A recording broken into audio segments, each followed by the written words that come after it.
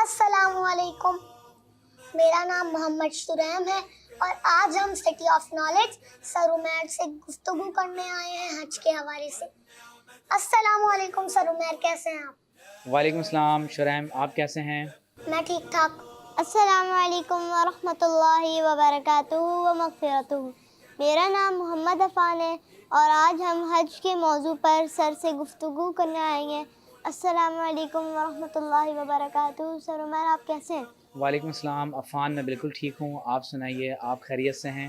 جی سر، الحمدللہ۔ بہت شکریہ، آپ لوگ آج ادارے میں تشریف لائے۔ یہ بتائیے کہ عید کے دن بہت قریب ہیں، لوگ قربانی کی کوشش کر رہے ہیں، تو یہ بتائیں کہ آپ لوگوں کو گائیں بکرے اچھے لگتے ہیں اور قربانی کے لیے آپ لوگوں نے کچھ لیا ہوا ہے؟ ابھی تو بکرا لے لیا ہے بکرا لے لیا ہے آپ نے؟ اور مجھے بہت پسند ہے۔ اور عفان، آپ کو بکرے گائیں وغیرہ پسند ہیں؟ آپ دیکھنے جاتے ہیں؟ جی سر، ہمیں اچھے لگتے ہیں، میں دیکھنے جاتا ہوں۔ اچھا، یہ بتائیے کہ حج کے دن قریب ہیں، تو حج کے بارے میں آپ دونوں مجھے کچھ بتائیں، آپ کیا ہمارے سننے والوں کو آپ کیا بتانا چاہیں گے حج کے بارے میں؟ شریم، سورہ بقرہ میں آیت نمبر 196 میں ہے وَأَتِمُّ الْحَجَّ وَالْعُمْرَةَ لِلَّهِ، اور حج اور عمرہ اللہ تعالیٰ کے لیے مکمل کرو۔ جو بندہ حج سے واپس آتا ہے وہ تمام گناہوں سے پاک ہو جاتا ہے۔ جی عفان، آپ کچھ بتانا چاہیں گے حج کے بارے میں؟ حج اسلام کا 5واں رکن ہے۔ اچھا، یہ بتائیں اسلام کے کتنے رکن ہیں؟ 5۔ کون کون سے؟ کلمہ شہادت، صلاۃ، زکوٰۃ، صیام، حج۔ اچھا، یہ بتائیں کہ آپ کا دل کرتا ہے عفان کہ آپ کبھی حج پر جائیں؟ جی، دل چاہتا ہے۔ حج پہ جانے کی فضیلت کیا ہے؟ حج کرنے والے کے ساتھ جب وہ حج کر کے آ جاتا ہے تو وہ تمام گناہوں سے پاک ہو جاتا ہے۔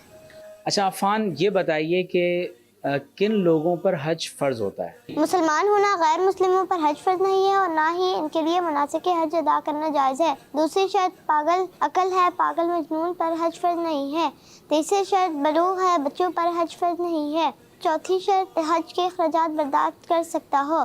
پانچویں شرط استطاعت ہے۔ استطاعت کا مفہوم یہ ہے کہ حج ان افراد پر فرض ہے جو اس کے جسمانی و مالی استطاعت رکھتے ہوں۔ شریم، آپ بتائیے حج کس پہ فرض ہے، کیا شرائط ہیں اس کی؟ حج مسلمانوں پہ فرض ہے، غیر مسلموں پہ حج فرض نہیں ہے۔ بڑوں پہ حج فرض ہے، چھوٹوں پہ حج فرض نہیں ہے۔ عاقل پہ حج فرض ہے، پاگل پہ حج فرض نہیں ہے۔ جو حج پہ جائے وہ حج کا خرچہ برداشت کر سکتا ہو۔ مالی اور جانی طور پر استطاعت ہونا۔ لوگ حج کر رہے ہیں، حج کے دن چل رہے ہیں، تو آپ بتائیں حج کیا ہے؟ شریم، آپ نے بہت اچھا سوال کیا ہے۔ حج اسلام کا 5واں رکن ہے اور اللہ تبارک و تعالیٰ کی عبادت کا ایک ایسا طریقہ ہے جس میں ہمارا جسم، ہمارا مال، ہمارا سب کچھ حج کی عبادت میں خرچ ہوتا ہے۔ تو حج اسلام کا 5واں رکن ہے اور حج دراصل زندگی میں ایک مرتبہ خانہ کعبہ کی زیارت کے لیے حاضر ہونا، یہ اللہ کی اس عبادت کو کہا جاتا ہے جو ابراہیم علیہ السلام اور تمام انبیاء علیہ السلام کی سنت کے طور پر ہم لوگ ادا کرتے ہیں۔ سر، یہ جو 9 ذی الحج کو عرفہ ہوتا ہے، یہ کیا ہے؟ عفان، 9 ذی الحج کو تمام حجاج کرام عرفات کے میدان میں جمع ہوتے ہیں اور یہ حج کا ایک اہم ترین فرض ہے، کیونکہ حج میں بنیادی طور پر 2 فرائض ہیں کہ احرام کی حالت میں خانہ کعبہ کا طواف کرنا اور عرفہ کے میدان میں وقوف کرنا۔ وقوف کہتے ہیں اسٹے کرنے کو، ٹھہرنے کو۔ 9 ذی الحج کے دن دراصل عرفہ کے میدان میں تمام حجاج کرام جا کر رکتے ہیں، ٹھہرتے ہیں اور یہ حج کا رکن اعظم ہے۔ دیکھیے، عرفہ دراصل کہتے ہیں پہچاننے کو۔ جب اللہ نے آدم علیہ السلام اور حضرت حوا علیہ السلام کو دنیا میں بھیجا تو ان دونوں کی سب سے پہلی ملاقات جس مقام پر ہوئی وہ عرفات کا میدان ہے اور انہوں نے وہاں ایک دوسرے کو پہچان لیا، اسی لیے اس جگہ کو عرفہ کہا جاتا ہے۔ اور اس کی فضیلت یہ ہے کہ اس دن اللہ تعالیٰ ایمان والوں کی طرف توجہ فرماتا ہے اور ان کے گزشتہ تمام گناہوں کو معاف فرما دیتا ہے۔ سر، یہ جو حاجی حج کے دوران شیطان کو کنکریاں مارتے ہیں، اس کے بارے میں آپ کیا فرمائیں گے؟ عفان، یہ حج کے ایام میں حجاج کرام 3 مقامات پر شیطانوں کو کنکریاں مارتے ہیں، اور یہ دراصل حضرت سیدنا ابراہیم علیہ السلام کی سنت ہے۔ جب ابراہیم علیہ السلام اللہ کے حکم کو پورا کرنے کے لیے آگے بڑھے تو شیطان نے درمیان میں آپ کو روکنا چاہا، تو جمرات کے جن مقامات پر آج آپ کو 3 بڑے بڑے ستون نظر آتے ہیں، تو ان مقامات پر ابراہیم علیہ السلام نے شیطان کو کنکر مارے تھے۔ تو ابراہیم علیہ السلام کی سنت اللہ کو اتنی پسند آئی کہ آج بھی حاجیوں کے لیے اسے لازم کر دیا گیا کہ وہ جمرات کے مقام پر جائیں اور ابراہیم علیہ السلام کی سنت کو ادا کرتے ہوئے شیطان کو پتھر ماریں۔ تو شیطان وہاں ہوتا ہے کیا؟ دیکھیے، شیطان کو جب آپ وہاں جا کر کنکریاں مارتے ہیں نا، تو اس سے دراصل آپ کو ایک روحانی تقویت ملتی ہے کہ وہ مقام جہاں ابراہیم علیہ السلام نے شیطان کو پتھر مارے تھے، تو ہمیشہ کے لیے وہ ایک ایسی یادگار بن گئی ہے کہ اگر مسلمان بھی کبھی اس مقام پر، چاہے زندگی میں ایک ہی بار ہو، اگر اس مقام پر جا کر شیطان کو پتھر مارے گا تو ابراہیم علیہ السلام کی سنت ادا کرتے ہوئے اس مسلمان کے اندر بھی یہ روحانی قوت پیدا ہو جائے گی کہ وہ باقاعدہ طور پر شیطان سے اب پوری زندگی لڑنے کے لیے خود کو تیار کر لے گا۔ تو شیطان وہاں پر کھڑا ہوا نہیں ہوتا، لیکن ابراہیم علیہ السلام کی سنت کو جب ہم زندہ کرتے ہیں تو اس سنت کی وجہ سے ہمارے اندر بھی شیطان سے لڑنے کی ایک روحانی قوت پیدا ہو جاتی ہے۔ سر عمیر، بچوں پہ تو حج فرض نہیں ہے، اگر وہ حج کریں تو ان کا حج ہو جائے گا کیا؟ شرائم، آپ ہیں چھوٹے سے لیکن آپ سوال بڑے کرتے ہیں۔ شرائم، بچوں پر حج فرض نہیں ہے، اور آپ نے ابھی جب حج کی شرائط بتائی ہیں کہ حج کن پر فرض ہوتا ہے، تو ان میں ایک شرط یہ بھی ہے کہ بڑے لوگوں پر حج فرض ہوتا ہے، اور ظاہر ہے کہ اگر کوئی چھوٹا بچہ ہے اور اس کے پیرنٹس اس کو اپنے ساتھ حج پر لے جاتے ہیں تو اس کو حج کا ثواب تو ملے گا، لیکن جب یہ بچہ بڑا ہو جائے گا اور اس کے پاس اتنے پیسے آ جائیں کہ اس پر ایک الگ حج فرض ہو جائے تو اسے اپنی زندگی میں دوبارہ حج کرنا پڑے گا۔ حج زندگی میں کتنی بار فرض ہے؟ ہر مسلمان پر جس کے پاس اتنی مالی استطاعت موجود ہے کہ وہ خانہ کعبہ، اللہ کے گھر زیارت کے لیے جا سکتا ہے، تو زندگی میں صرف ایک بار حج کرنا فرض ہے۔ لیکن آپ صلی اللہ علیہ وسلم نے فرمایا کہ جس کو اللہ نے مال میں وسعت دی ہے اور وہ 5 برس تک میرے پاس حاضر نہ ہو تو فرمایا اس نے میرے ساتھ بے وفائی کی۔ بلکہ بعض روایات میں تو یہاں تک ہے کہ اگر کسی کو اللہ نے مال میں وسعت دی ہے اور وہ 5 برس تک اللہ تعالیٰ کے گھر حاضر نہ ہو تو وہ اللہ کی رحمت سے محروم کر دیا جاتا ہے۔ تو اس لیے حج تو زندگی میں ایک ہی بار فرض ہے، لیکن خانہ کعبہ کی زیارت کے لیے اور آپ صلی اللہ علیہ وسلم کی بارگاہ میں سلام پیش کرنے کے لیے بار بار حاضر ہونے کی کوشش کرنی چاہیے۔ سر، اگر کسی کے پاس پیسے ہوں اور وہ حج نہ ادا کرے تو کیا ہوگا اس کے ساتھ؟ دیکھیے، حج جب کسی پر فرض ہو جاتا ہے اسے چاہیے کہ وہ بغیر تاخیر کیے حج کو ادا کرے، کیونکہ اسے نہیں معلوم کہ ابھی کتنے زندگی کے سال باقی ہیں، اور ہو سکتا ہے کہ آئندہ آنے والے سالوں میں پیسے ہی ختم ہو جائیں۔ تو جیسے ہی اللہ تعالیٰ کی طرف سے مالی وسعت آ جائے تو چاہیے کہ فوری طور پر حج ادا کیا جائے۔ لیکن اگر کسی نے حج ادا نہیں کیا تو حدیث میں آپ صلی اللہ علیہ وسلم نے فرمایا کہ پھر وہ یہودی ہو کر مرے یا نصرانی ہو کر مرے، اللہ اور اس کے رسول صلی اللہ علیہ وسلم اس سے براعت کا اعلان کرتے ہیں۔ تو گویا کہ ایک بہت سخت وعید ہے اور اس بات سے بچنا چاہیے۔ اچھا، آپ دونوں مجھے یہ بتائیں کہ قربانی کے دنوں میں، کیونکہ قربانی کے دن بھی قریب آ رہے ہیں، تو آپ لوگوں کو کیا لگتا ہے کہ کیا ہمیں ایک دوسرے کو پریشان کرنا چاہیے راستے بند کر کے، اور گلیوں کو بالکل بلاک کر دیا جاتا ہے؟ تو آپ کیا کہتے ہیں شرائم اس بارے میں؟ اگر روڈ بلاک کریں گے تو دوسروں کو تکلیف ہوگی، اس طرح نہیں کرنا چاہیے۔ سر، حج پہ بات ہو رہی ہے تو آپ یہ بتائیں، آپ صلی اللہ علیہ وسلم نے کتنی بار حج کیا؟ ہمارے نبی صلی اللہ علیہ وآلہ وسلم نے پوری حیات طیبہ میں صرف ایک بار حج ادا کیا ہے اور 4 عمرے ادا کیے ہیں۔ تو زندگی میں کم از کم ایک بار حج کرنا فرض ہے، اور آپ صلی اللہ علیہ وسلم نے 4 عمرے ادا کرنا۔ سر عمیر، میں نے ایک حدیث سنی تھی، جی میں شیئر کرنا چاہتا تھا جی، آپ لوگوں سے۔ بتائیے۔ آپ صلی اللہ علیہ وآلہ وسلم نے فرمایا، جو بندہ رمضان میں عمرہ کرتا ہے اس نے میرے ساتھ حج کیا۔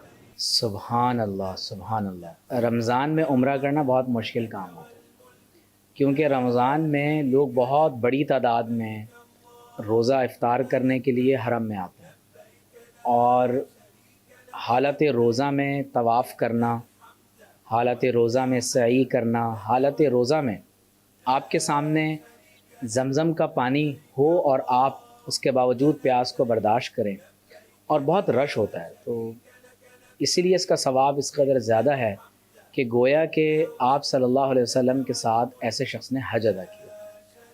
تو آپ اس کو یوں سمجھیں کہ اگر آپ ان دنوں میں رمضان المبارک میں وہاں پر پہنچ کر دیکھیں تو آپ کو معلوم ہی ہوگا کہ تقریباً اتنا ہی رش ہوتا ہے جتنا رش عام طور پر حج کے دنوں میں ہوتا ہے. کہ میں رمضان میں جب چھوٹا تھا تو عمرہ کرنے گیا تھا. سبحان اللہ ماشاء اللہ. تو گویا کہ آپ کو بھی آپ صلی اللہ علیہ وسلم کے ساتھ حج کرنے کا ثواب عطا ہو گیا. عفان آپ کچھ بتائیں حج کے بارے میں، کچھ چیز آپ کو یاد ہے، کچھ آپ کہنا چاہتے ہیں؟ تلبیہ یاد ہے. جی سنائیے. لبیک اللہم لبیک لبیک لا شریک لک لبیک ان الحمد والنعمت لک والملک لا شریک لک. سر یہ جو تلبیہ ہوتا ہے اس کی فضیلت کیا ہے؟ تلبیہ دراصل اللہ تعالیٰ کی بارگاہ میں حاضری لگانا ہے، اور جب ہم حج یا عمرے کی نیت کرتے ہیں اور زبان سے تیز آواز سے تلبیہ پڑھتے ہیں کہ اے اللہ میں حاضر ہوں، اے اللہ میں حاضر ہوں، تو حدیث میں آتا ہے کہ جب کوئی شخص تلبیہ پڑھتا ہے تو دائیں اور بائیں طرف جتنے بھی پتھر ہوں یا درخت ہوں وہ سب مل کر حاجی اور عمرہ کرنے والے کے ساتھ پڑھتے ہیں لبیک اللہم لبیک، اے میرے رب میں حاضر ہوں، اے اللہ میں حاضر ہوں. اور بعض احادیث میں یہ بات بھی ذکر ہے کہ اگر کوئی شخص احرام کی حالت میں انتقال کر جائے تو قیامت کے دن وہ اسی طرح اٹھایا جائے گا کہ وہ لبیک اللہم لبیک پڑھ رہا ہو. سر ذوالحج کے 10 دنوں کی کیا فضیلت ہے؟ جب ذوالحجہ کے ابتدائی دن ہوں تو آپ صلی اللہ علیہ وسلم نے فرمایا کہ ان راتوں میں عبادت کرنا اور روزہ رکھنا ایسا ہے جیسے پورے سال روزے رکھے، اور ان راتوں میں قیام کرنا ایسا ہے گویا کہ لیلۃ القدر میں قیام کیے. قرآن مجید میں جہاں اللہ نے والفجر ولیال عشر فرمایا تو کہا جاتا ہے کہ یہاں 10 راتیں جن کی قسم اللہ نے قرآن میں اٹھائی، مراد یہ 10 راتیں ہیں جو ذوالحجہ کی ابتدائی 10 راتیں ہیں.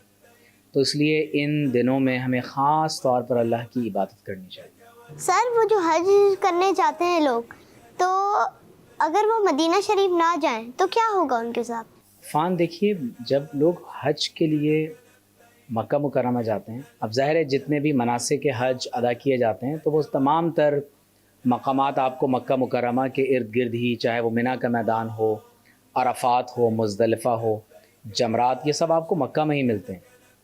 ظاہر ہے کہ ماڈرن ڈے مکہ کے حدود میں ہی تقریباً یہ تمام علاقے شامل ہیں.